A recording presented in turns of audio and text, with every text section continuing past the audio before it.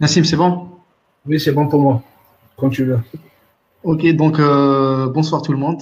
Rebonsoir. Merci d'être présent pour ce webinaire. Donc, c'est le premier webinaire en Algérie dédié à la technologie blockchain. Donc, c'est organisé par Elianis Tech avec Blockchain Algéria. Donc, Elianis Tech, c'est une société en fait qui a deux pôles. Donc, c'est le pôle service. Donc, on fait de la virtualisation, l'intégration cloud OpenStack. On fait aussi de l'audit de sécurité. Et aussi, on a un deuxième pôle, c'est le pôle formation. Donc, on donne des formations certifiées à la carte. Donc, après, je donne la main à Nassim pour faire l'introduction de Blockchain Algéria. Donc, pour ce webinaire, il y aura deux parties. La première partie sera présentée par Nassim et la deuxième partie par moi-même. Et à la fin, on aura une séance de questions-réponses. Donc, vous pouvez en fait poser vos questions sur le chat en bas à gauche. Voilà. Donc, Nassim, je te donne la parole pour faire l'introduction de la blockchain Algéria et commencer ta présentation. Merci. Merci à Racine, merci à tous les présents. Je suis très content d'être parmi vous aujourd'hui. C'est la première pour moi, j'ai jamais fait de webinaire. Donc, j'ai animé des comptes traditionnels, mais je trouve que c'est un concept qui est assez bien parce que ça nous permet de regrouper des personnes un peu partout dans le monde, que ce soit en Algérie ou bien à l'étranger. J'espère qu'il y aura des personnes qui nous suivent depuis l'étranger, afin de discuter des sujets qui nous intéressent, qui sont du présent et du futur. Donc, pour Blockchain Algérie, pour faire un peu court, au début, on a voulu créer une association pour regrouper les crypto-enthousiastes, donc tous ceux qui s'intéressent de près ou de loin à la technologie, et on accompagne les entreprises, les gouvernements et les particuliers à se connecter à la technologie blockchain. Donc, on fait un peu de tout dans tout ce qui est blockchain. Donc, on fait l'aspect technique, c'est-à-dire qu'on programme les smart contracts, les blockchain, etc. Ces concepts-là, s'ils sont nouveaux pour vous, on va essayer de les expliquer durant cette présentation. On fait également du conseil business. Donc, on conseille sur quelle technologie utiliser, comment déployer les stratégies marketing dédiées à ce nouveau business plan.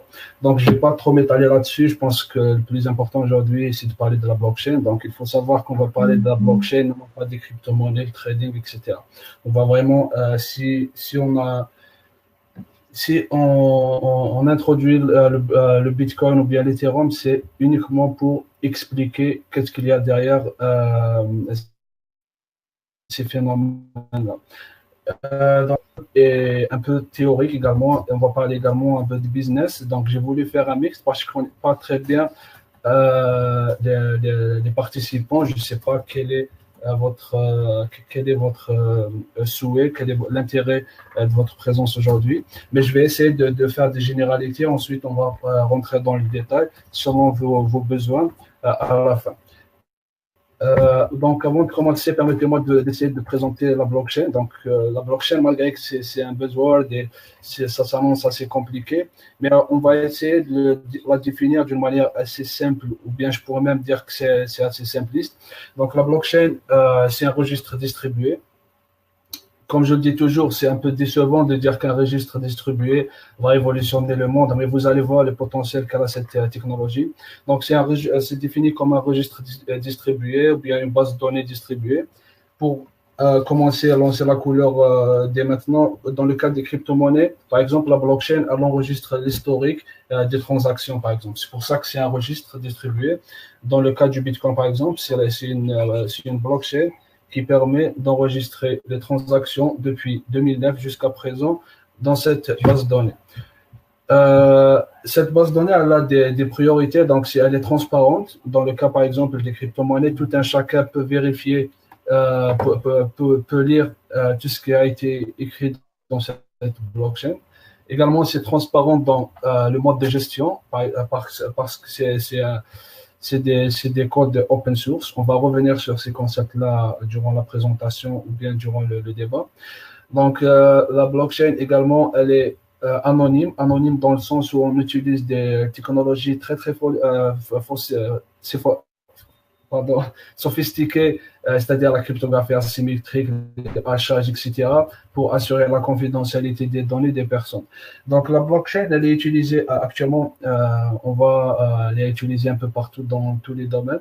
Elle est utilisée pour le transfert de monnaie, dans le cas des crypto-monnaies par exemple, faire une traçabilité des objets, s'assurer de l'intégrité des objets et remplacer le tiers de confiance. Et je vais m'arrêter sur ce point de remplacer le tiers de confiance parce que c'est justement là que présente la révolution blockchain. Parce que la révolution blockchain, c'est la révolution de la confiance. Vous allez trouver les articles que j'ai écrits là-dessus sur mon blog, www.nassimdeloire.com. Vous allez lire c'est quoi la révolution blockchain et pourquoi c'est une révolution de confiance. Donc, comment ça fonctionne? Là, je vais essayer d'être vraiment simpliste dans le mode de fonctionnement. Là, j'ai pris l'exemple de la blockchain Bitcoin. Donc, c'est assez simple. Il y aura une personne A qui veut transférer, par exemple, moi, je veux transférer à Rassim un Bitcoin. Donc, je lance l'opération. Puis, cette information sera traitée par ce qu'on appelle les mineurs. Et je vais revenir sur ce terme de mineur, c'est quoi? Donc, les mineurs, c'est un peu les gendarmes, c'est eux qui vérifient la fiabilité de la transaction. Donc, ils vont vérifier que moi, je possède effectivement un Bitcoin et ils vont valider que ce Bitcoin a été transféré à Rassim et ils vont également s'assurer que ce Bitcoin a été reçu par Rassim.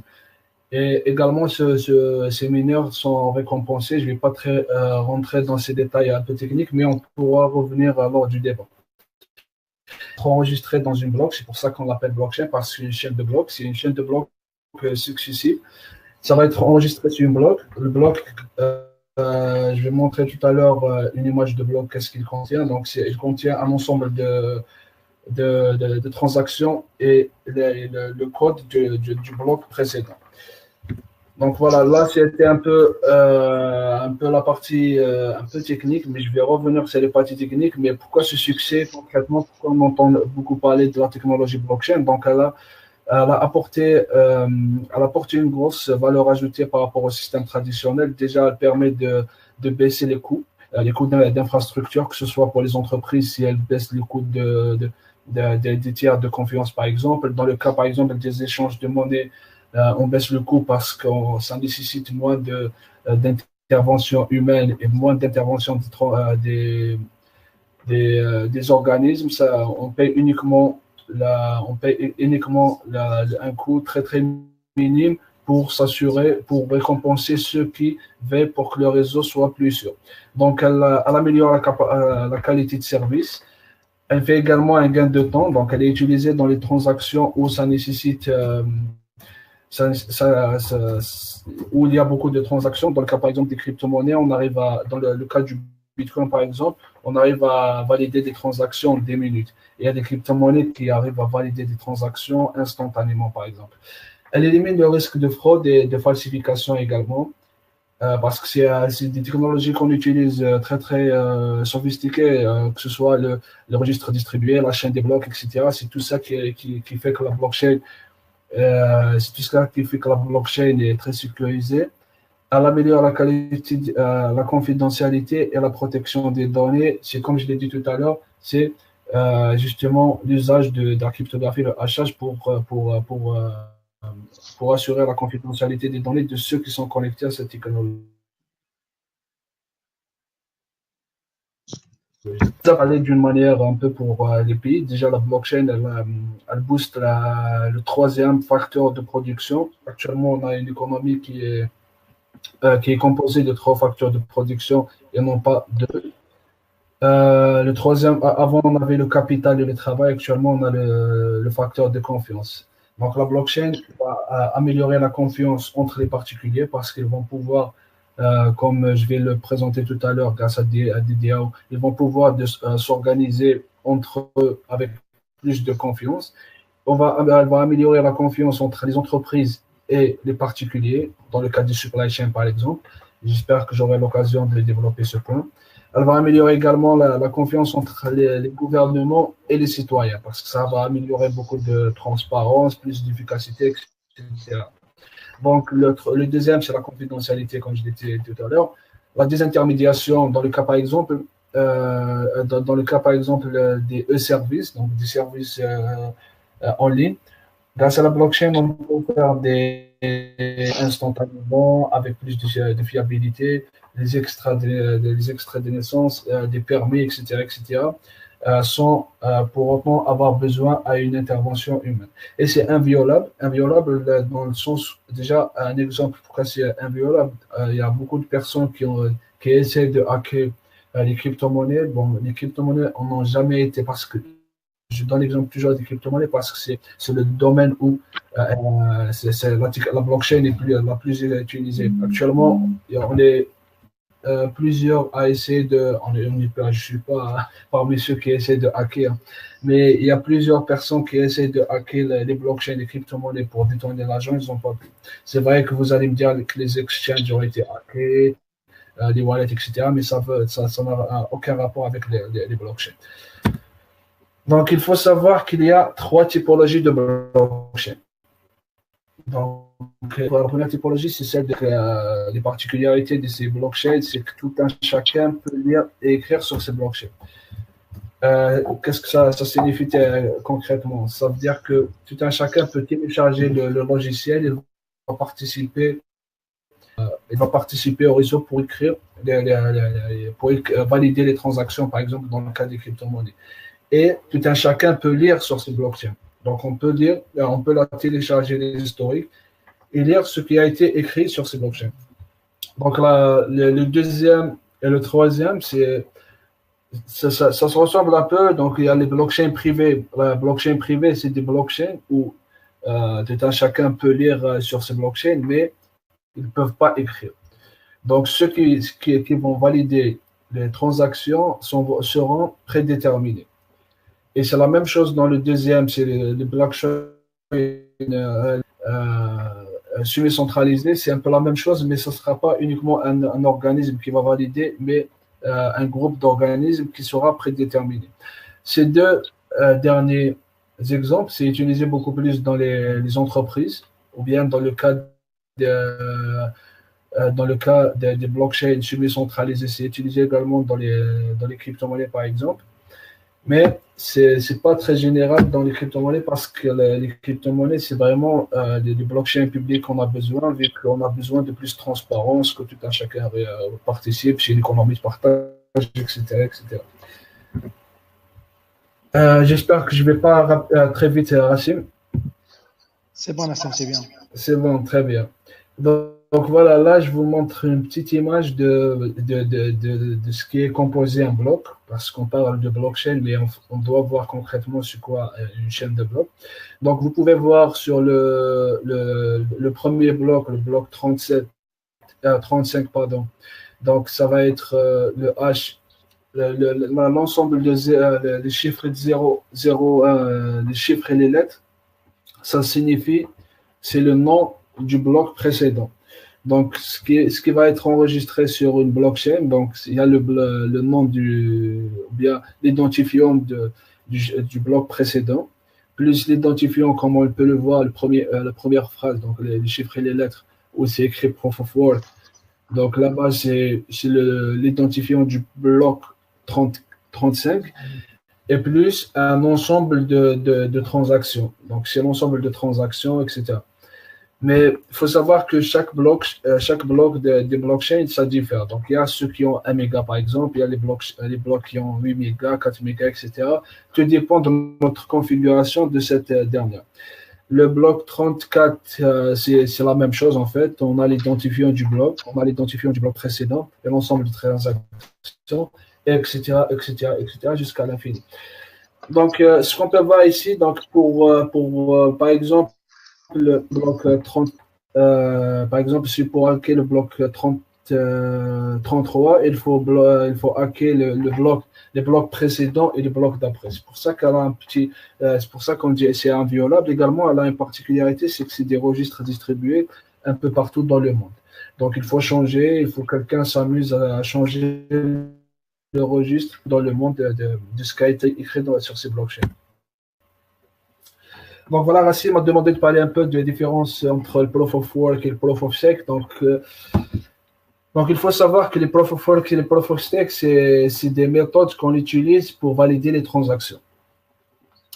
Dans le cas du Bitcoin, on utilise le Proof of Work, c'est-à-dire qu'il y a des personnes qui valident, comme je l'ai expliqué tout à l'heure, qui participent à la sécurité du réseau. Donc ils vont valider qui possède quoi, etc., etc. Et pour cela, on utilise la puissance de calcul, c'est-à-dire on utilise les machines qui vont résoudre un puzzle, et ils vont résoudre un problème mathématique, et le premier qui va résoudre ce problème mathématique, il aura le droit de valider les transactions. Donc, il y a, par contre, pour le Proof of Stake, c'est le preuve d'enjeu. Donc, c'est la preuve de détention. Dans le cas des crypto-monnaies, c'est la preuve de détention du nombre de crypto-monnaies. C'est-à-dire que plus tu auras un pourcentage élevé de crypto-monnaies de ceux qui utilisent le Proof of Stake, bien sûr, ce n'est pas le cas du Bitcoin, les crypto-monnaies qui utilisent le Proof of Stake, plus tu auras de la chance de valider ces transactions. Par contre, dans le cas du Proof of Work, plus tu auras des machines puissantes, plus tu auras une configuration plus optimisée, etc., tu auras plus de chances de valider les transactions. Là, c'est vraiment dans le cas des crypto-monnaies. Mais par contre, dans le cas des entreprises, donc s'il y a certains parmi vous qui sont intéressés, qui sont des entrepreneurs et qui veulent connecter la blockchain à leurs organismes, c'est beaucoup plus actuellement utilisé, c'est beaucoup plus le Proof of Stake qui est utilisé parce que ça ne nécessite pas une consommation d'électricité. Donc, vous pouvez voir sur ce tableau les différences entre les méthodes. Donc, on a, pour ce qui est du Proof of Work, c'est un protocole de consensus objectif. C'est-à-dire, je ne vais pas trop m'étaler là-dessus, mais si vous voulez, on va revenir lors des questions. Donc, c'est un protocole qui suit la chaîne la plus longue. C'est pour ça qu'on dit que c'est un protocole objectif. Il est plus sécurisé parce qu'on utilise la puissance de calcul. Donc, c'est très. On ne va pas s'amuser. On va pas s'amuser à acheter la puissance de calcul parce que c'est très cher pour avoir les 51%, sauf s'il y a par exemple un consensus entre les personnes pour avoir 51% pour détourner cette chaîne de blocs. Et c'est dans le cas des crypto-monnaies, les crypto-monnaies qui utilisent les Proof of Work, c'est des crypto-monnaies qui ont une valeur. Parce qu'en fait, il y a une contradiction actuellement. On dit pour le cas du Bitcoin, toujours, on dit que le Bitcoin n'a pas de valeur dans l'économie réelle. Et puis, de l'autre côté, on dit que ça consomme beaucoup d'électricité. Et c'est là qu'il y a une incohérence parce qu'en fait, la valeur du Bitcoin, par exemple, c'est vraiment ce qu'on utilise pour produire ce Bitcoin. C'est la même chose pour le PC qu'on a entre les mains actuellement. Donc, ce qu'on paye dans le PC qu'on a entre les mains, c'est la matière première pour produire ce PC-là, puis la marge, puis le marketing, etc., etc. Et c'est la même chose dans le Bitcoin. Donc, ce qu'utilisent les mineurs pour vendre leur premier Bitcoin, c'est justement le coût de production. Et lorsque je dis le coût de production, je parle du coût des machines qu'on utilise pour produire cette valeur-là, le coût d'électricité, le coût d'entretien, etc., etc. Donc, pour les crypto-monnaies qui utilisent le Proof of Work, c'est des crypto-monnaies qui ont une valeur, vu que c'est des crypto-monnaies où on utilise une ressource pour les acquérir. Donc, pour ce qui est du Proof of Stake, c'est un protocole de consensus qui n'est pas objectif. Donc, c'est la raison pour laquelle il n'y a pas de calcul particulier lourd dans le Proof of Stake. Là, une autre particularité, c'est que ce n'est pas des crypto-monnaies ou bien ce n'est pas un projet qui est sujet au risque d'attaque 51%. Bon, lorsque je dis une attaque 35%, c'est comme je l'ai dit tout à l'heure. En fait, ceux qui possèdent 35% de production ou bien qui détiennent 35% Dans le cas du Proof of Work, ceux qui ont 35% de capacité de calcul, ils vont valider, et ils peuvent détourner la chaîne de blocs. Donc, parce que en fait, parce que la chaîne est objective. Donc, elle va suivre la chaîne la plus longue. Par contre, dans le cas des Proof of Stake, personne ne va s'amuser à s'acheter 51% de cette crypto-monnaie parce que sinon elle n'aura plus de valeur parce que dans le cas des crypto-monnaies, c'est vraiment la valeur, elle est relative à la confiance qu'on émet pour cette dernière. Et pour ce qui est, je reste toujours dans le proof of stake, donc c'est des monnaies qui ne sont pas inflationnistes parce qu'en fait on les émet dès le début. Par exemple, si on décide de créer une crypto-monnaie entre nous après ce webinaire et on décide de créer 21%, on va mettre 21 millions d'unités. On va mettre les 21 millions d'unités au lancement du projet. C'est pas le cas dans les proof of work parce qu'en fait ça se produit progressivement. Donc voilà, c'était un peu également la partie technique, mais on peut revenir alors à des questions-réponses s'il y a encore des ambiguïtés par rapport à ça. Mais d'habitude, je fais l'historique avant, mais là, j'ai voulu faire l'historique après. En fait, parce que là, on a vu en fait le fonctionnement de la blockchain de Bitcoin. Mais il faut savoir qu'il y a eu, actuellement, il y a eu trois générations de blockchain.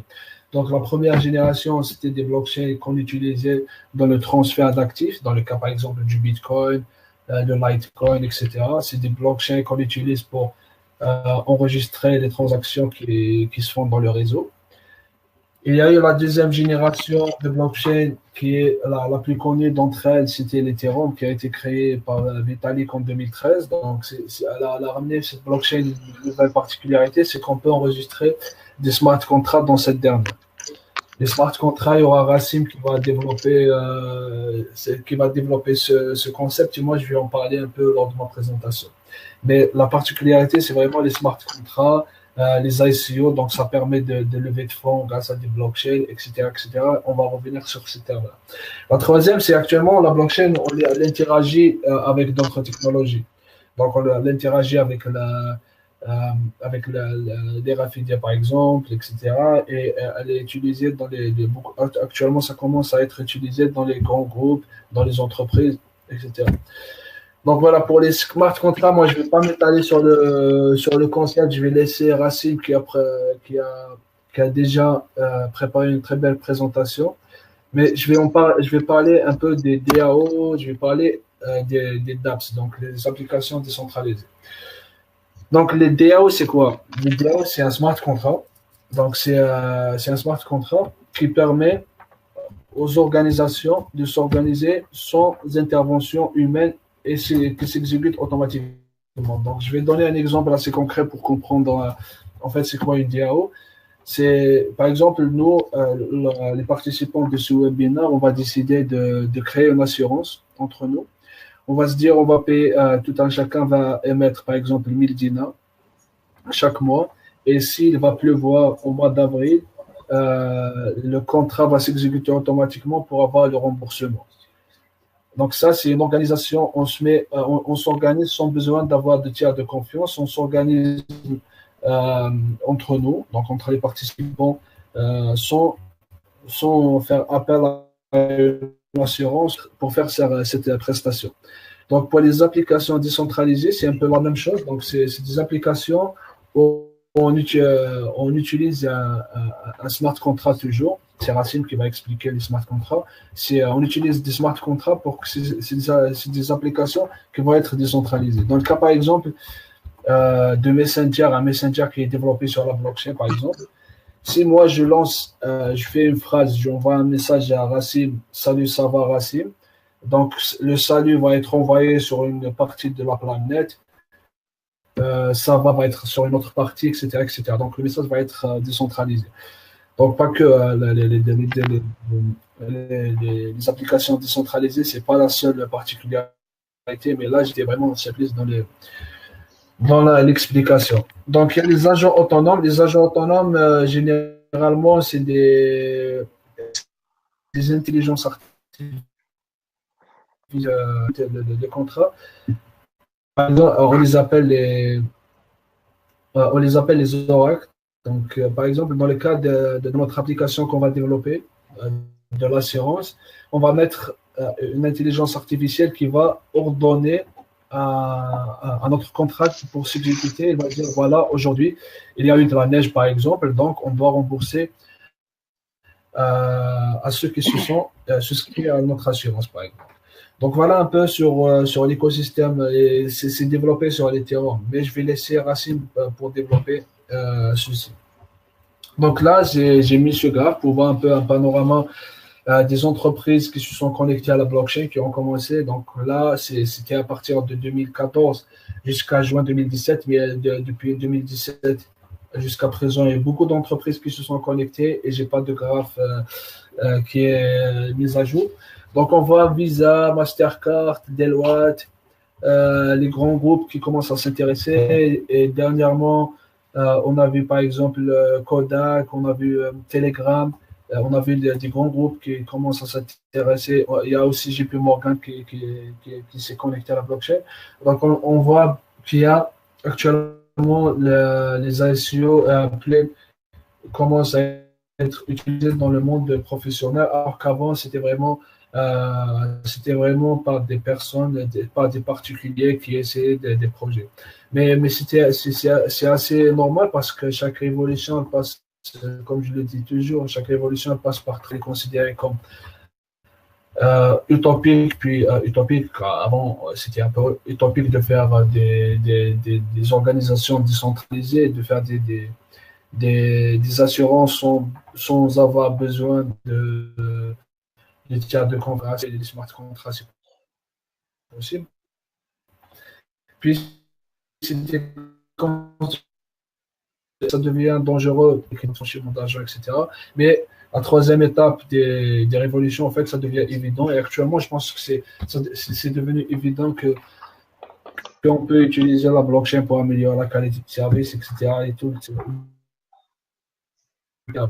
Donc, pour le champ d'application, donc c'est infini. Ça permet d'enregistrer les smart contracts, le transfert d'argent, le supply chain. Vous pouvez trouver mon article sur la supply chain. J'ai écrit la dernière fois un article sur la supply chain, la santé. Donc, je vais vous donner un exemple assez concret comment tu peux utiliser la blockchain de la santé. Actuellement, je suis avec un projet pour créer une entreprise afin d'enregistrer les données médicales des personnes dans une blockchain.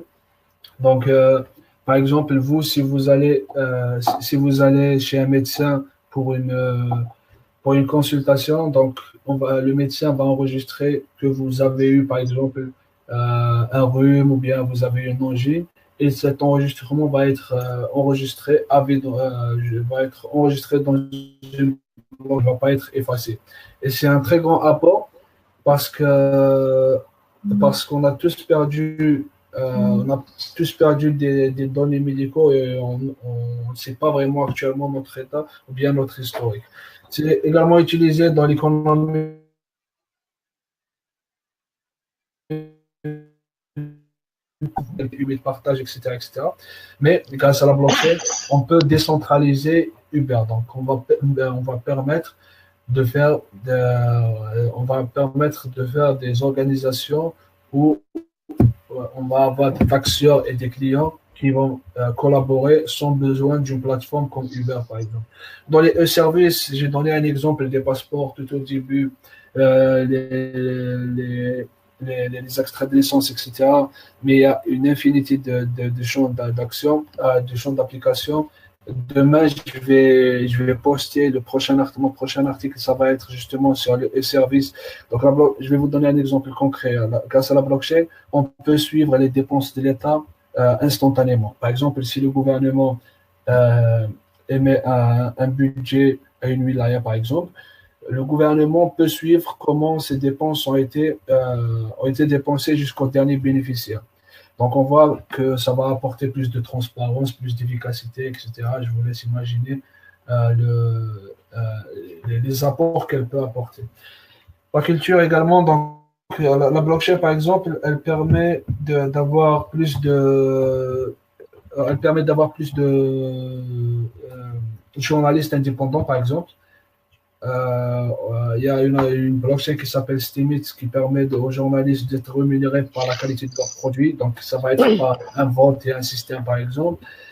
Également, je suis dans un projet, toujours dans la culture, on va essayer de mettre, donc je vous donne un peu des exclusivités ce soir.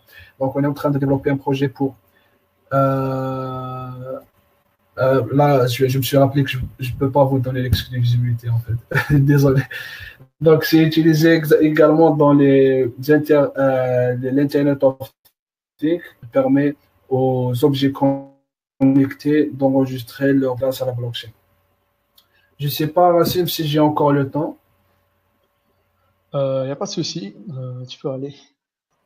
Je peux encore aller un peu sur la partie business, un peu avec des exemples assez concrets. Donc, j'avais choisi de parler de l'assurance, par exemple, dans le cas, si on utilise on va pas utiliser une assurance distributeur, donc on va pas opter pour une assurance décentralisée, comme je l'ai dit tout à l'heure, où on va s'assurer sans avoir un organe de régulation. Mais je vais parler de l'application de la blockchain dans les organismes d'assurance actuellement traditionnels.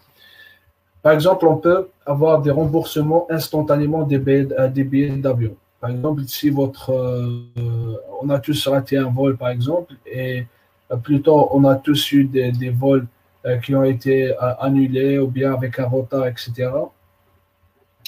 Surtout ceux qui font Alger-Paris, j'imagine que je ne suis pas le seul. Donc, on a tous connu des retards.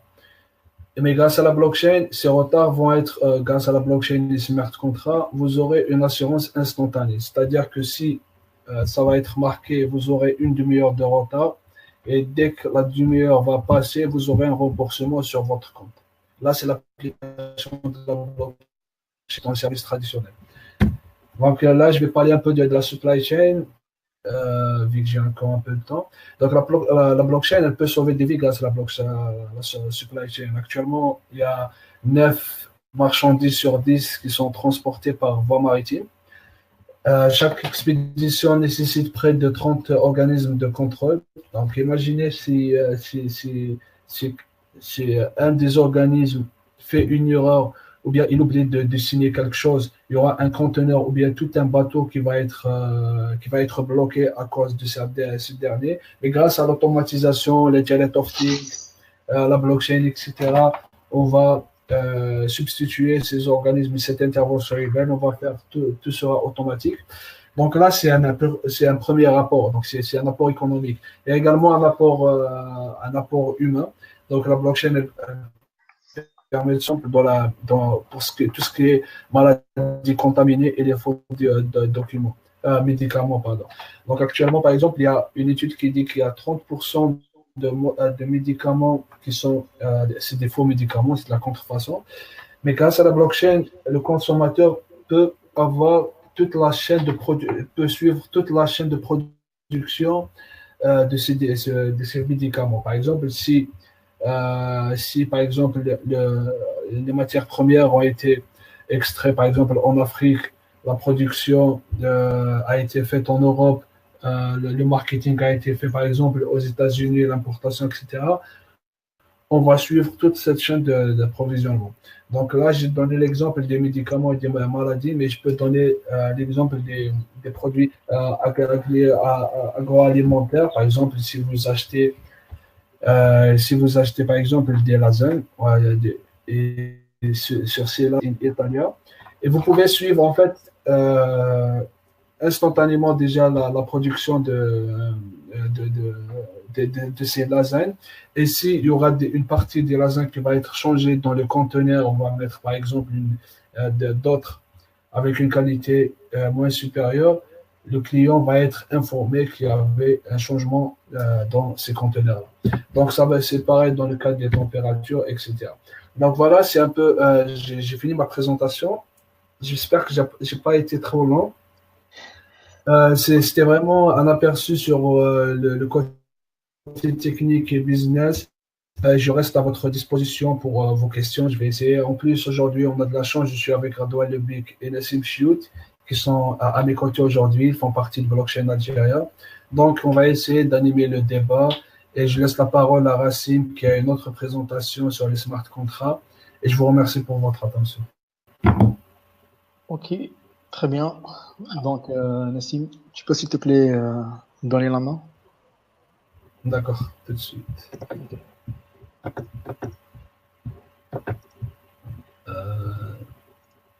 Est-ce qu'en fait vous voyez mon écran, Oui, ma présentation?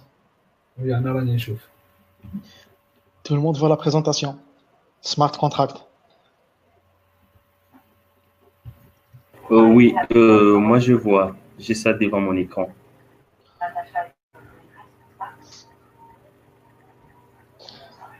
Ok, très bien. Donc, on peut commencer. Donc, merci Nassim pour la présentation. Nous allons maintenant parler des smart contracts. En fait, on ne peut pas parler de la blockchain sans parler de la révolution des smart contracts. Donc, dans cette présentation, nous allons aborder les topics suivants. Qu'est-ce qu'un smart contract? La problématique résolue. On va parler aussi des avantages et des caractéristiques, de l'environnement technique, et on va finir en fait par donner quelques exemples d'application de la vie réelle. Ok, donc, qu'est-ce qu'un smart contract? Tout simplement, un smart contract est un programme informatique qui exécute un ensemble d'instructions suivant des conditions bien spécifiques. En fait, il est basé sur la logique if this then that, c'est-à-dire si on a cette condition-là, donc on applique cette tâche. Ce programme est à la fois exécuté et vérifié par l'ensemble des machines présentes sur le réseau. Donc, la première introduction de ces smart contracts, c'était en 1997 par Nick Szabo, qui est un informaticien et cryptographe américain. Donc, on voit bien que c'était bien avant la création du Bitcoin, qui était en 2009. Donc, avec ces smart contracts-là, on peut échanger de la valeur. En fait, on peut échanger de l'argent, des stocks, de la propriété. C'est pour ça, en fait, qu'on dit qu'avec la blockchain, les contrats deviennent intelligents. Donc, pour résumer, en fait, avec les smart contracts, on facilite, on vérifie et on exécute un smart contract. Donc, on va donner un exemple concret de la vie courante pour bien comprendre le fonctionnement des smart contracts. On connaît tous en fait la plateforme universelle du crowdfunding, qui est Kickstarter. En fait, en gros, on a une équipe qui a un projet et qui demande un financement, une collecte d'argent. Donc, les gens participent et donnent en fait l'argent pour financer ce projet-là, donc afin d'atteindre l'objectif et le montant souhaité. Donc, dans ce cas-là, les deux parties doivent faire absolument confiance à Kickstarter, donc qui est considéré comme une tierce partie. Donc, Kickstarter, si l'argent et la somme elle est atteinte, donc elle va donner l'argent à l'équipe, les porteurs du projet. Si la somme n'est pas atteinte, donc elle va donner l'argent, rendre l'argent aux participants. Voilà. Donc, comment peut-on faire la même chose, mais avec un smart contract? Donc, qu'est-ce qu'on fait? Donc, on écrit un smart contract, on le programme en définissant quelques conditions et l'état suivant. Premièrement, le smart contract va recevoir l'argent.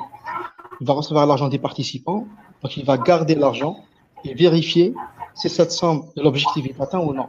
Donc, automatiquement, si l'objectif est atteint, elle va donner l'argent, il va donner l'argent à l'équipe porteuse du projet. Sinon, il va remettre l'argent aux participants. Donc, tout cela se passe d'une manière automatique. Et ce qui est important aussi, c'est qu'on n'a pas besoin de tierce partie, qui était Kickstarter. Donc, tout se fait automatiquement. Mais vous allez me dire, en fait, pourquoi les smart contracts? C'est quoi la particularité? En fait, il faut savoir déjà qu'un smart contract, il est stocké dans une blockchain, comme a expliqué Nassim tout à l'heure. Donc, automatiquement, il va hériter des propriétés de la blockchain. Donc, un smart contract, il est immuable et distribué. Quand on dit immuable, ça veut dire en fait qu'on ne peut pas changer le code, on ne peut pas le falsifier. Donc, en gros, on ne peut pas trafiquer un smart contract. Et quand on dit distribué, en fait, cela veut dire qu'il y a une copie qui est en fait distribuée dans tous les nœuds du réseau. Donc, en gros, si une personne malveillante, par exemple, veut changer ce smart contract, il faut que ce changement soit validé par tout le réseau. Et que c'est impossible parce qu'en fait, il nécessite une grande puissance de calcul. Donc, passons maintenant aux avantages et caractéristiques des smart contracts. Premièrement, on a l'autonomie. Autonomie parce qu'en fait, c'est l'utilisateur qui va écrire ce smart contract. Donc, il n'a pas besoin d'un avocat ou bien d'un notaire. Il y a aussi la confiance parce que chaque smart contract, il est encrypté, il est partagé dans tout le réseau et les nœuds. On a aussi le backup, puisqu'en fait, chaque smart contract, il est dupliqué, donc on a toujours un backup. Il y a aussi l'économie. Quand on va utiliser un smart contract, on a dit, donc on n'a pas besoin d'intermédiaire et on n'a pas besoin en fait d'un frais de transfert. Donc ça va coûter moins cher, mais sans intermédiaire. Et aussi, on va gagner en temps. Donc il n'y aura pas de délai de transfert et le délai que les intermédiaires vont prendre. Et la cinquième propriété, c'est la précision. Donc avec le smart contract, on va éviter de tomber en erreur, en fait, de faire des erreurs dans l'écriture en fait, d'un contrat. Mais après, en fait, on va, on va s'étaler sur ce point parce qu'en fait, il y a quelques points négatifs. Ok, maintenant on passe à l'environnement technique. Donc, comme l'a mentionné Nassim, donc il y a la plateforme Ethereum, donc c'est une blockchain. Cette plateforme-là, elle est dédiée et vraiment optimisée pour les smart contracts, pour la création des smart contracts. Donc, ça a été introduite en 2013, mais effectivement, ça a été lancé en 2015. Donc, l'Ethereum, c'est une blockchain, c'est une autre blockchain, comme la blockchain du Bitcoin. En fait, déjà, le Bitcoin, il y a aussi des smart contracts, mais ils sont vraiment limités au transfert d'argent. Donc, quand on fait un transfert d'argent, transfert du Bitcoin d'un point A à un point B, donc ça, c'est un smart contract, mais limité uniquement à l'argent. Par contre, avec Ethereum, donc on va introduire les smart contracts au sens large. Voilà. En fait, il n'y a pas que l'Ethereum qui propose ces smart contracts-là, qui est une plateforme de smart contracts. Il y a aussi Neo, qu'on peut l'appeler comme l'Ethereum chinois. Donc c'est le même concept. Donc on écrit des smart contracts, on exécute les smart contracts sur cette plateforme-là. Donc une des différences, c'est que le langage utilisé pour développer un smart contract sur l'Ethereum, c'est le langage Solidity. Donc il ressemble au langage C et au langage JavaScript. Par contre, en fait, dans la plateforme Neo, on peut écrire le smart contract avec le C# et le Java. Et donc, plus tard, ils vont permettre en fait aux utilisateurs de même utiliser Python et le C++. OK. Donc, si vous voulez, par exemple, exécuter un programme de smart contract, vous pouvez utiliser le site remixethereum.org. C'est un compilateur et vous pouvez en fait exécuter votre code Solidity. On passe maintenant à quelques exemples d'utilisation. En fait, comme disait Nassim, c'est vraiment des possibilités infinies. Comme on dit, sky is the limit. Donc, il n'y a pas vraiment de limite. C'est vraiment une révolution. Donc, une des applications, c'est l'identité digitale. En fait, avec un smart contract, qu'est-ce qu'on peut faire? Un utilisateur peut mettre toutes ses données dans un smart contract. Par contre, il va permettre et définir quelles sont les données qui seront publiques. Par exemple, je vais exposer mes données que mon nom, prénom, date de naissance et le numéro de compte, juste pour la banque. Pour l'école, en fait, je vais distribuer et rendre public juste le nom, prénom et l'adresse, et l'âge, par exemple. Donc là, dans l'identité digitale, on est vraiment le maître de ces données. La deuxième utilisation, c'est le banking. Donc, comme on l'a dit, en fait, puisqu'il n'y a pas d'intermédiaire, on va gagner en fait en frais de transfert. Donc, il n'y a pas de frais de transfert. Et aussi, on va gagner en délai. Donc, il n'y a pas d'intermédiaire, il n'y a pas de délai de traitement. Donc, ce qui fait que le smart contract, il devient rapide et cher, pas cher plutôt. Dernier exemple, et c'est l'Internet of Things, les IoT.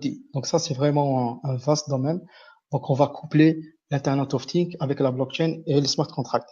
Donc, avec les smart contracts, on peut automatiser tout ce qui fait un objet IoT, un Internet of Things. Donc, par exemple, il y a l'entreprise Slowkit. Donc, on peut considérer ça comme le Airbnb automatisé. Par exemple, le Slowkit, qu'est-ce qu'ils ont? Ils ont des serrures connectées.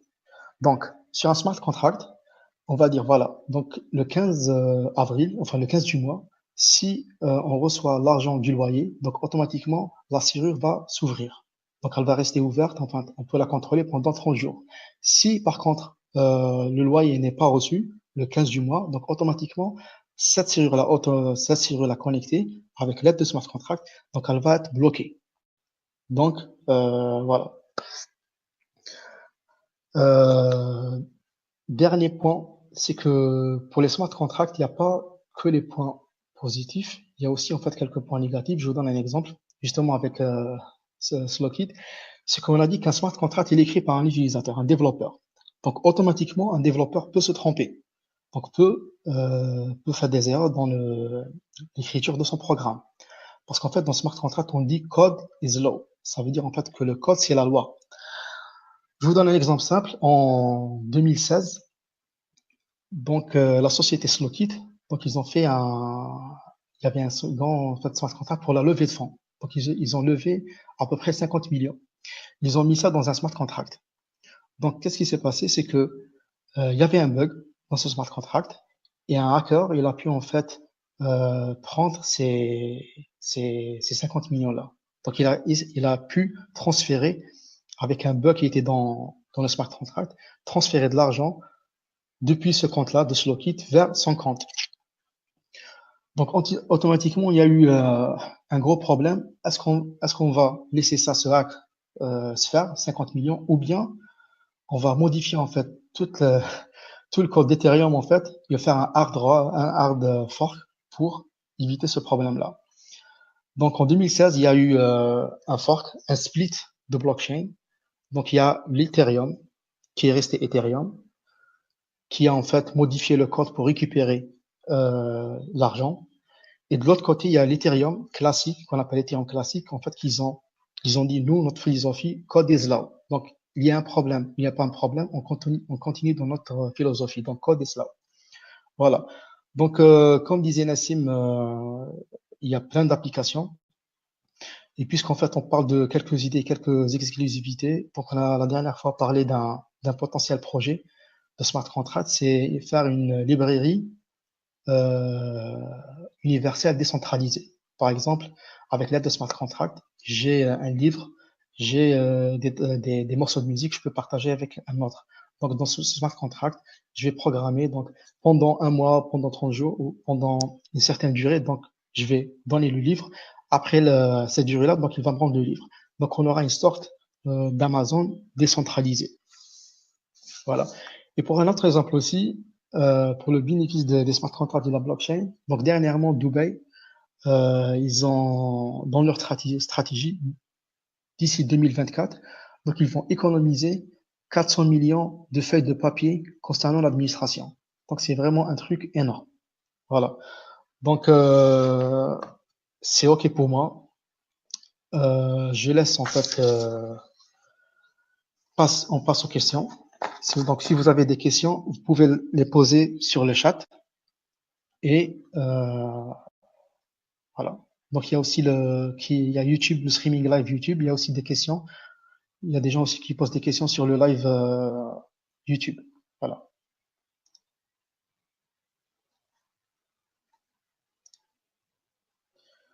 Nassim, c'est bon?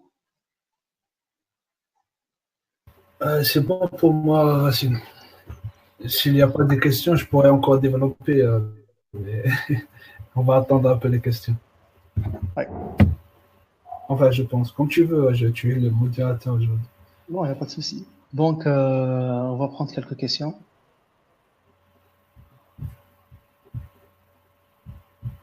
Donc, une question est pourquoi en fait on a parlé de la blockchain avant de parler de la crypto-monnaie?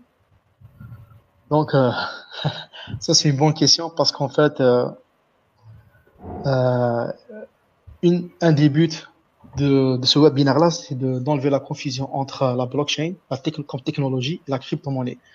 En fait, la blockchain, c'est une technologie, donc avec plusieurs applications. Et une des applications, c'est la crypto-monnaie. Voilà. Nassim, si tu peux ajouter quelque chose. Parce qu'en fait, je t'envoie aussi une autre question. C'est concernant la législation qui était faite en 2018 par le gouvernement algérien. Oui. Donc, on dit, voilà, donc la crypto-monnaie est interdite. Donc, est-ce que la crypto-monnaie qui a été interdite ou bien la technologie blockchain qui a été interdite? Voilà. Donc, c'est une question aussi. D'accord, donc je commence par la dernière question. Tu m'entends, Racine? Oui, oui, vas-y. Parfait. Donc, je commence par la dernière question. La crypto-monnaie est interdite, mais pas la blockchain, hein. Actuellement, le gouvernement pense à utiliser la blockchain dans le potentiel de la blockchain dans différents services. Par exemple, dans le cas de Alger Smart City, je ne sais pas s'il y a des personnes qui ont entendu du projet. Donc, actuellement, on pense à utiliser la blockchain dans le projet Alger Smart City. C'est vrai que c'est assez ambigu. C'est ce qui freine actuellement l'écosystème blockchain en Algérie pour les entreprises en particulier. Elles ne s'engagent pas à développer des projets blockchain dans leur structure parce qu'il y a toujours une confusion entre la blockchain et les crypto-monnaies. Et je profite de cette occasion pour répondre à la question pourquoi on parle de blockchain aujourd'hui, on ne parle pas de crypto-monnaie. C'est justement pour essayer de dissocier la blockchain des crypto-monnaies. Parce que la blockchain, c'est vrai qu'elle est utilisée beaucoup plus dans les crypto-monnaies, mais il faut savoir qu'elle a un champ d'application beaucoup plus large de cette dernière. La blockchain, elle permet aux crypto-monnaies d'exister. Donc, s'il n'y avait pas de blockchain, il n'y aurait pas de crypto-monnaie, il n'y aurait pas d'enregistrement de transactions, etc., etc. Mais à mon avis, tous les deux concepts, c'est des révolutions, hein, que ce soit les crypto-monnaies, le Bitcoin, etc., et la blockchain. La blockchain, c'est un outil qui permet d'enregistrer uniquement, mais la philosophie qu'il y a derrière, c'est justement c'est grâce au Bitcoin qui a amené cette nouvelle philosophie de monnaie alternative, de réduire les coûts, d'être sa propre banque, etc. Exactement, c'est le peer-to-peer. C'est Voilà, une monnaie c'est ça. peer-to-peer. Exactement. Voilà. Ok, donc deuxième question. Donc il y a une personne qui posait la question, est-ce qu'il y a une seule blockchain ou non? Ou bien il y a plusieurs?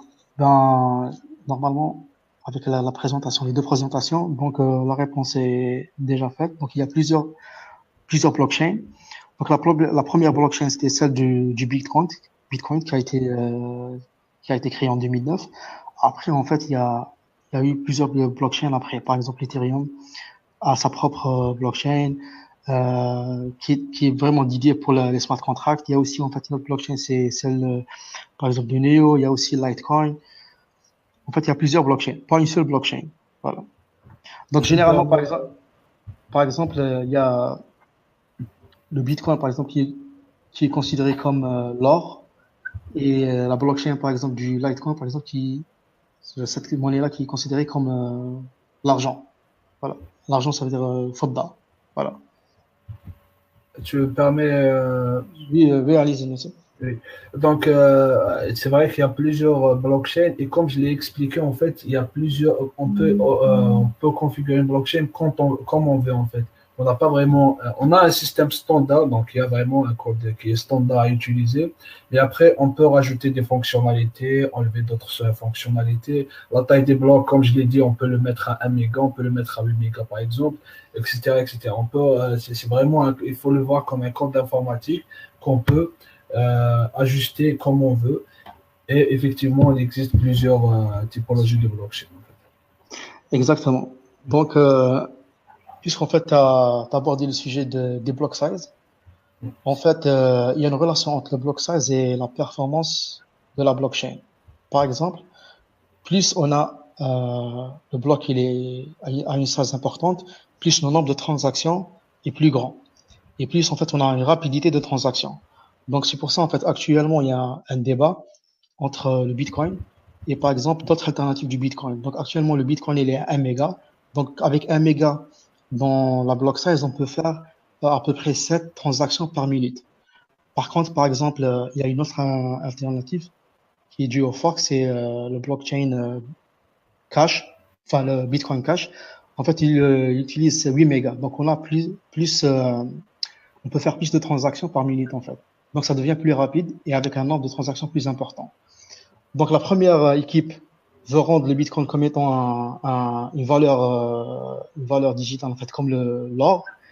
Et l'autre équipe, en fait, ils veulent que ce Bitcoin-là soit comme, en fait, on peut par exemple, acheter un café, etc. Donc, il y a deux philosophies différentes qui est reliées en fait au block size. Voilà. Nassim, si tu veux ajouter. Oui, c'est bon pour moi. Ok. Ok, il y a une question. Comment prendre en charge la résiliation des contrats dans une blockchain? Et pour les blockchains santé, il s'agit de données sensibles, protection spécifique. Donc, comment répondre à l'exigence du droit en la matière? Voilà. Je peux prendre la réponse sur le droit. Tu me permets, Ok. Racine? Oui, après, je vais répondre Ah par la oui, première partie. si tu veux, commence par le smart contract, après je vais rebondir, comme tu veux. Exactement. Donc, comme on l'a dit, en fait, quand on fait un smart contract, donc c'est irréversible. Donc, on peut pas, en fait, le modifier ou le changer après. Donc, en gros, si on écrit un smart contract, il va s'exécuter, en fait.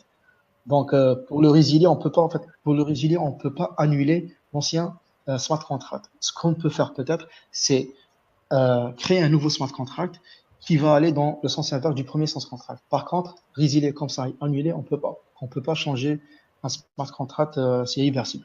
Voilà. Pour le droit, je te passe la parole, Nassim. Oui, en fait, grâce à la blockchain, on n'aura plus besoin, par exemple, de droit RGPD, par exemple. Parce qu'en fait, la blockchain va faire le travail. En fait, c'est très simple comment ça fonctionne. Euh, on envoie l'information. Par exemple, moi, j'envoie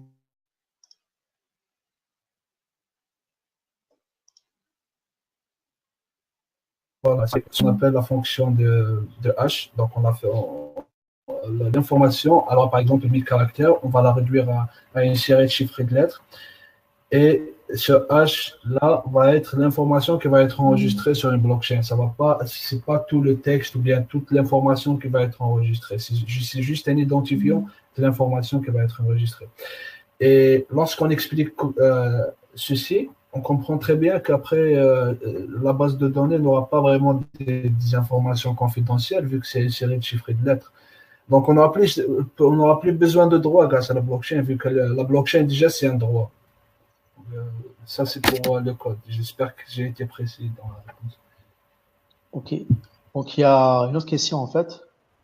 Comment le mineur valide une transaction, notamment comment éviter le double spending?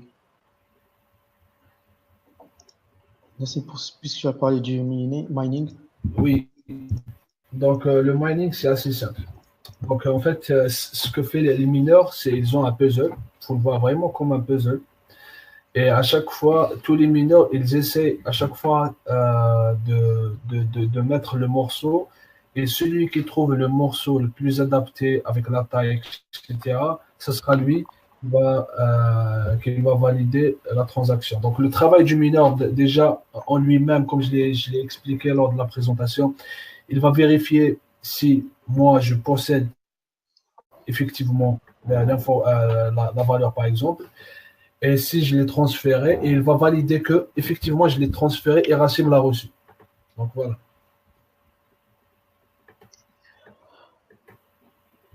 Ouais. Donc, je veux juste en fait ajouter le fait que la blockchain soit inviolable et en fait c'est relié à la puissance du calcul parce qu'en fait on utilise comme disait Nassim la fonction de hachage. Donc il y a une certaine fonction de hachage. C'est quoi une fonction de hachage? C'est que en entrée on a un ensemble de caractères et en sortie en fait on a 256 bits de caractères, voilà, de données de 256 bits. Donc, la particularité de cette fonction de hachage, c'est que quand on a deux valeurs différentes, on ne peut pas avoir le même hachage après. Donc, avec cette propriété-là qui est vraiment importante, on peut en fait éviter que la blockchain soit hackée ou bien que la blockchain soit modifiée. Voilà.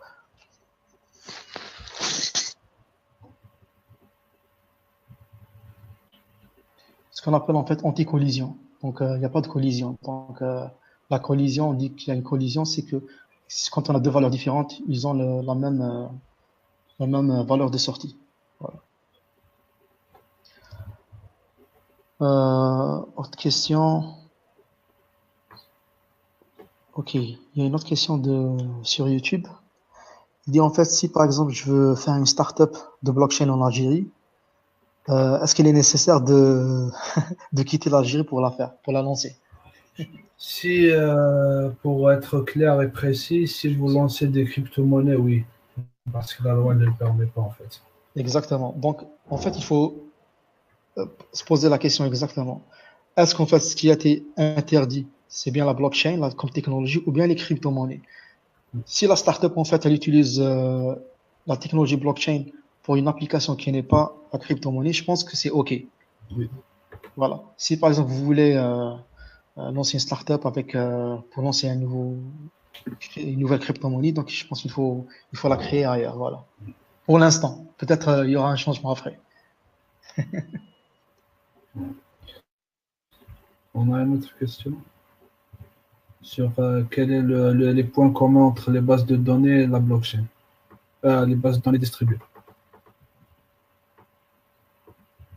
Allô? Oui. Donc, pour répondre à cette question, quels sont les points communs entre les bases de données distribuées et la blockchain? Justement, la blockchain, elle utilise ces technologies, des registres distribués dans son fonctionnement. Donc, la blockchain, il faut la voir comme une technologie qui regroupe un ensemble de technologies qui préexistaient. Donc, on a parlé de la cryptographie asymétrique, on a parlé des hashages, on parle de registres distribués, des mineurs, etc., etc. Donc, donc voilà, la blockchain, elle utilise déjà des registres distribués. Il y a une autre question. Dans les télécoms, quel type de blockchain peut-on créer? Je pense qu'il y a une équipe en fait qui a fait une sorte de blockchain et crypto-monnaie dédiée aux télécoms. J'ai oublié son nom.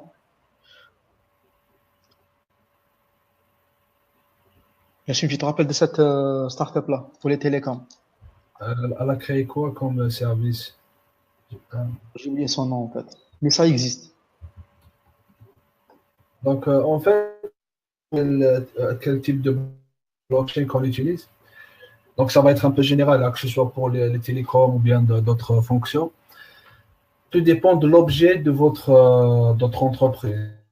Donc, si vous voulez lancer une entreprise dans les télécoms, par exemple, une application décentralisée, etc., où tout un chacun peut participer à la validation de réseau, ça ne nécessite pas une centralisation, etc., on utilise les blockchains publiques.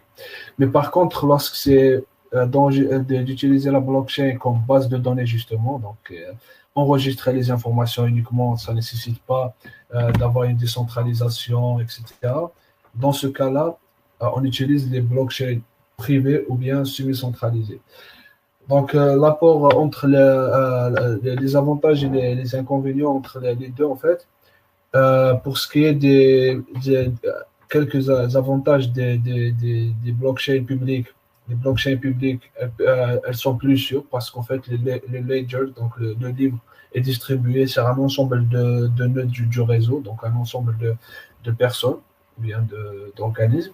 Par contre, dans les blockchains privées, c'est la base de données, ça va être enregistré uniquement sur une seule personne ou bien un organisme. Donc après, tout dépend de votre projet. Si vous voulez que le projet soit décentralisé, il faut opter sur une blockchain publique. Si vous optez sur un projet qui va être centralisé, vous utilisez la blockchain uniquement pour profiter des avantages, notamment un gain de temps, moins de coûts, plus de confidentialité, falsification, etc. Vous pouvez utiliser les blockchains privées. Ok.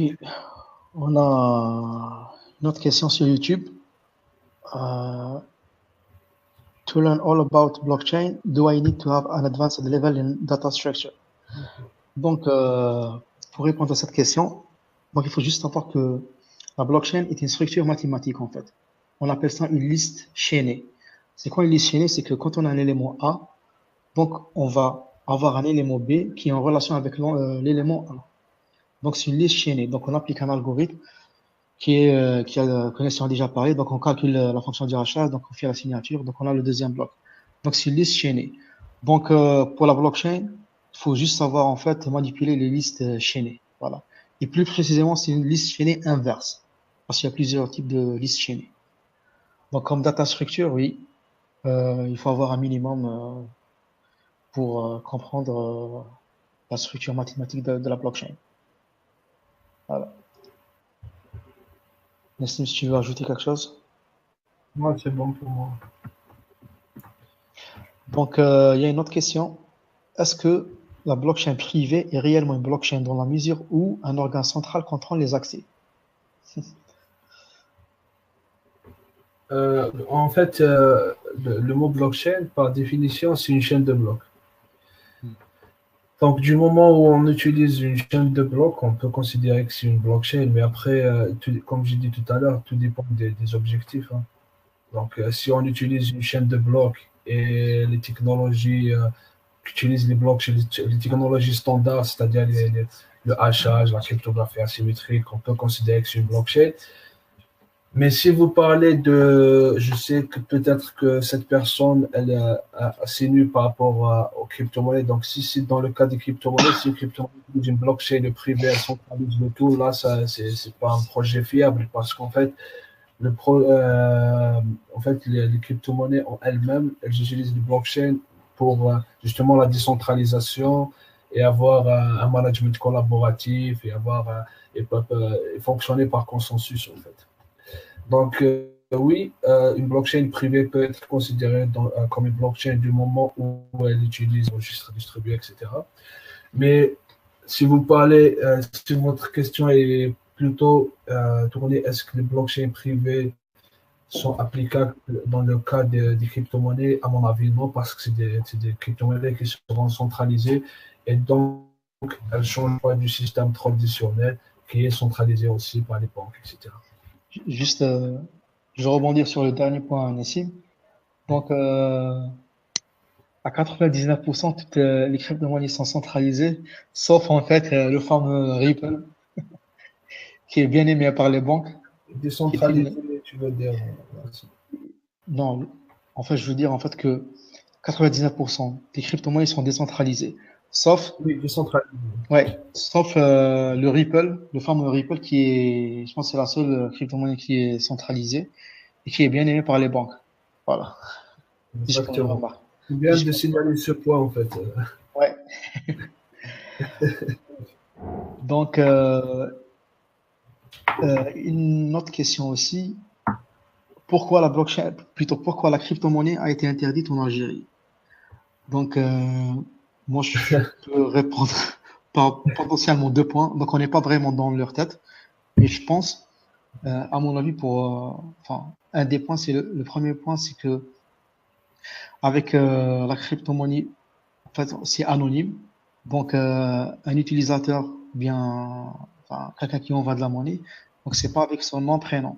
Donc, c'est juste un ensemble de caractères. Donc, si j'envoie de la monnaie, par exemple des bitcoins à Nassim, donc il y aura pas Nassim, Rassim à Nassim. Donc, il y aura juste en fait une adresse de caractère pour une autre adresse de caractère. Donc, peut-être que l'État a peur en fait de ce type de transactions anonymes qui potentiellement peuvent être utilisées pour le blanchiment d'argent. Il faut pas aussi oublier qu'il n'y a pas que l'Algérie en fait qui a banni la crypto-monnaie, il y a aussi la Chine. Voilà, donc c'est juste pour une remarque. La deuxième remarque aussi, c'est que euh, la crypto-monnaie a été interdite peut-être parce qu'en fait par son caractère volatile.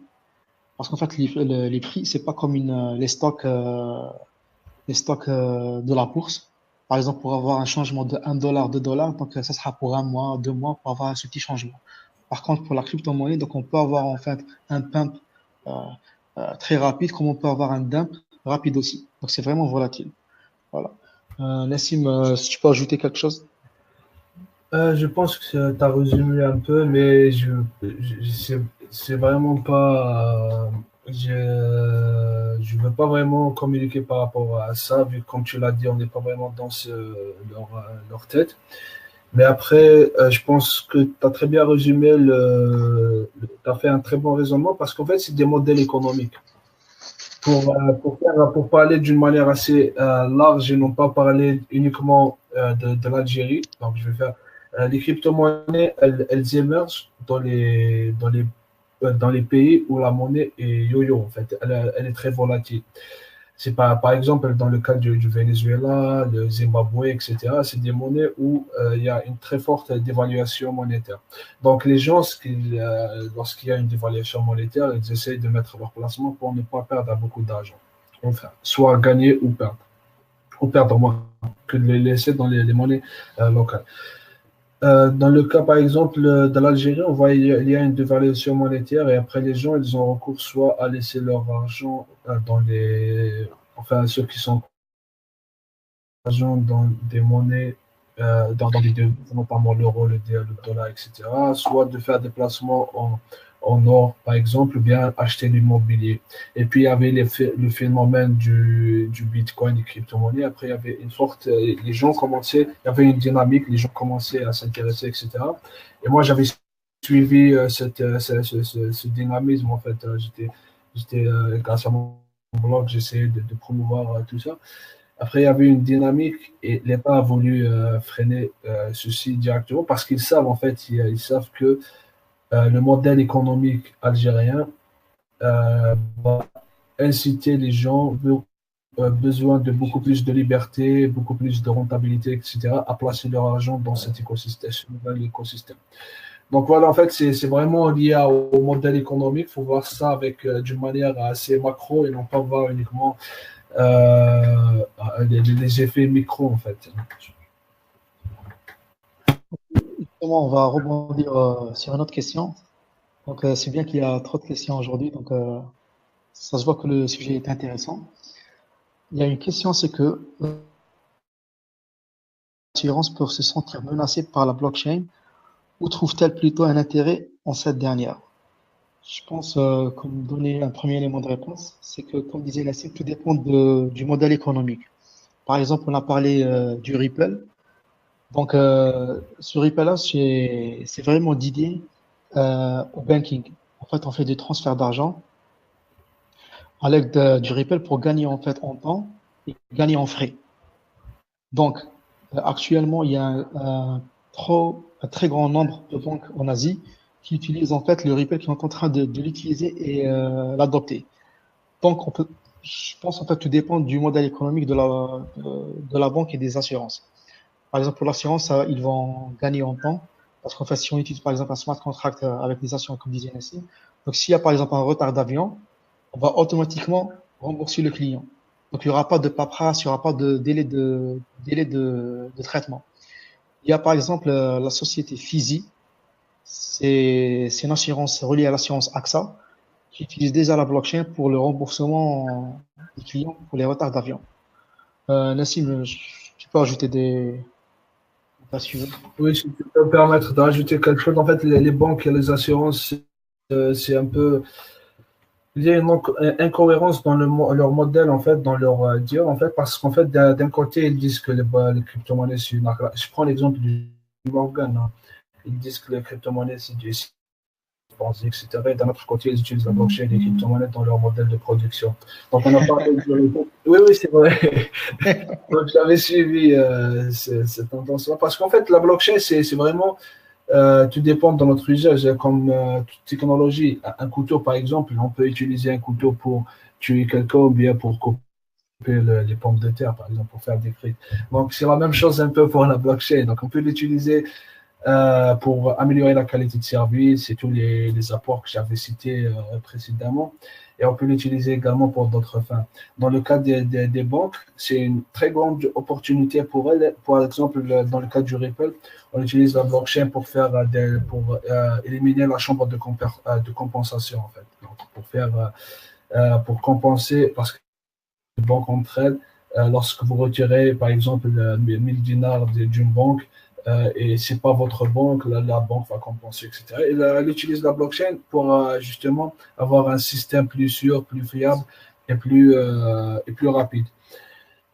Pourquoi je dis toujours il y a une incohérence dans le modèle, dans ce que disent les banques au niveau mondial. Là, je parle pas du côté de l'Algérie parce que les banques algériennes n'ont pas communiqué par rapport à ça. Mais je pense qu'en Algérie, ils ont vraiment compris qu'elles peuvent utiliser, que ce soit les banques ou tous les établissements financiers. Elles ont compris qu'il y a vraiment une valeur ajoutée qu'elles peuvent apporter. Donc, pour ce qui est, j'allais dire, des cas de l'incohérence, en fait, pour rebondir à l'incohérence, la blockchain dans les économies numérisées, dans le cas de l'euro par exemple, on utilise pratiquement le même système que la blockchain. Comme je l'ai dit tout à l'heure, la blockchain, elle regroupe des technologies donc ils utilisent pratiquement les mêmes, mais c'est pas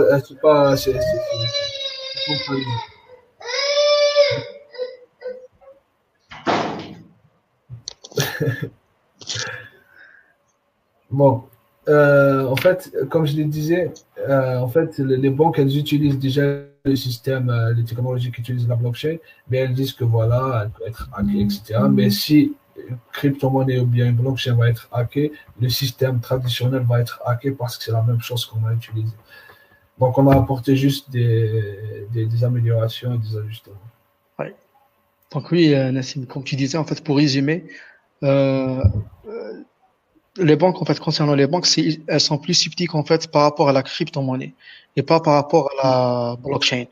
Donc, la blockchain comme technologie, en fait, ils savent bien elle aura un impact très important. Voilà. Parce qu'en fait, il faut pas oublier aussi que peut-être que les banques sont sceptiques par rapport à la crypto-monnaie. C'est juste, en fait, une stratégie, en fait, pour les acheter après avec un prix, bas. Voilà. C'est de la spéculation en quelque sorte. Exactement. C'était le cas, je permets de vous rappeler, en fait, c'était le cas en été dernier, en juin, bien juillet dernier. La Chine. Oui, en fait, ce qui s'est passé, c'est qu'il y avait une rumeur sur la Chine d'interdiction des crypto-monnaies. Le prix du Bitcoin est passé de 7 à 6 000, je pense, ou bien à 5 000. Exactement. Et puis, il y avait JP Morgan qui a dit le Bitcoin est une arnaque, puis le prix est descendu à 2 000, je pense. Et ensuite, comme par hasard, le deuxième investisseur du jour où le Bitcoin est descendu à 2000 $, c'était le deuxième investisseur, c'était JP Morgan. Donc, il est très utile de rappeler ces faits parce qu'en fait, vous pouvez, c'est visible, il y a des articles qui ont parlé de ça, juste pour épauler ton discours sur la spéculation, en fait. Oui, exactement. Enfin, juste en fait pour concernant le point de la Chine, en fait justement, on a parlé de la blockchain Neo, qui est considérée comme l'Ethereum chinois. En fait, il est supporté par le gouvernement chinois. Donc, ils vont vraiment l'utiliser pour leurs applications de tous les jours. Voilà. Donc, même si en Chine, c'est la crypto-monnaie enfin, bannie, mais par contre, on va utiliser la technologie blockchain comme Neo. Ok, je sais pas s'il y a d'autres questions.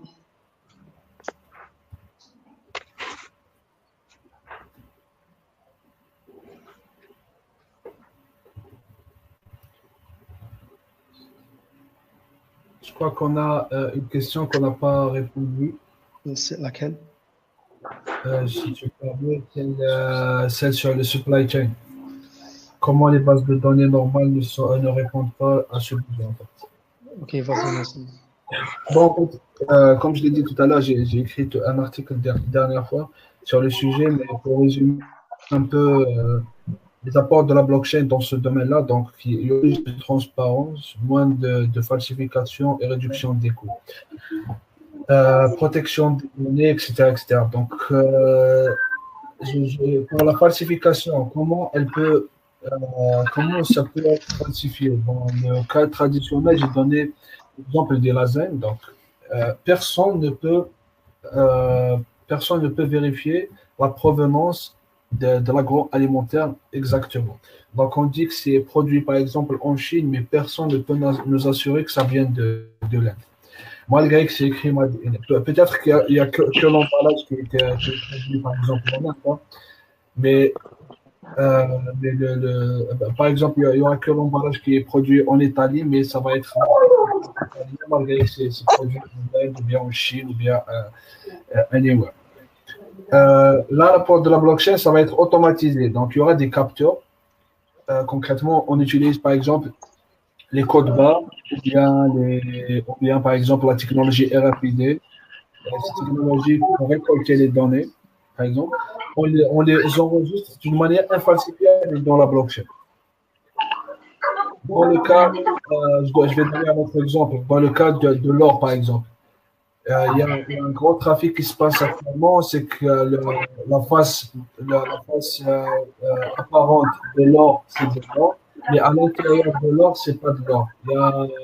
On modifie en fait des choses, on met d'autres méthodes, par exemple. Mais dans le cas de la blockchain, on peut scanner l'or, on peut lui mettre un code barre et ça va être enregistré sur la blockchain. On peut faire le suivi de ce produit-là.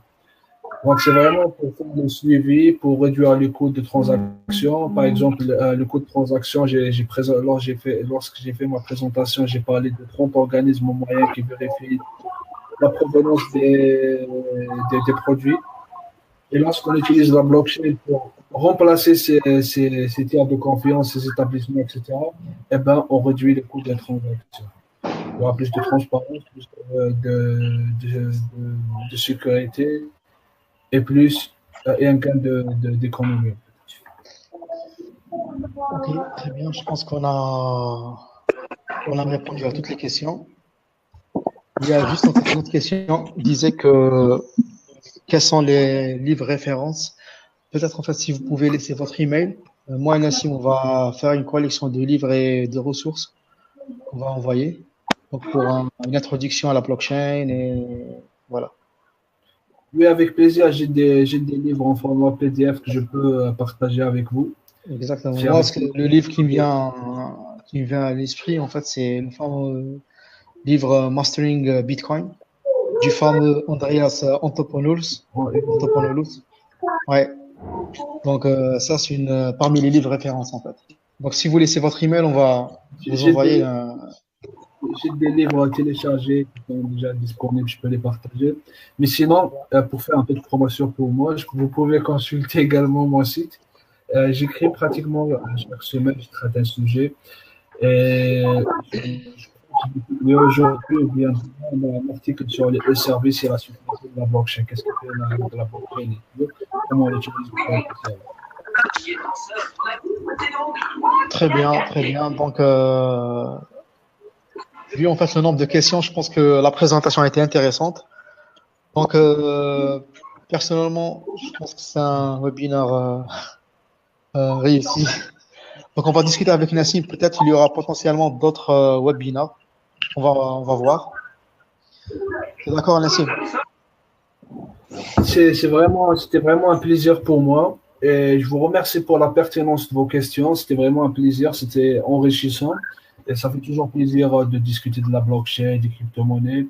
Peut-être qu'on n'a pas parlé des défis et des limites de la blockchain. On n'a pas eu le temps de discuter de cela. On n'a pas parlé de l'emploi également.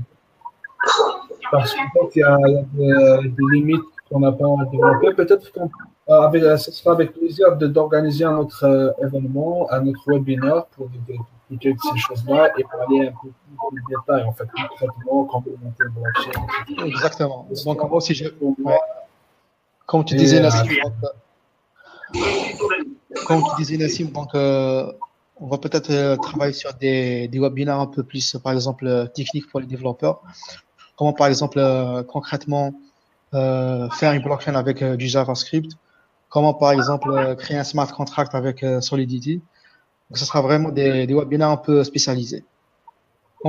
Et en parallèle aussi, on peut faire des webinaires généralistes. Voilà.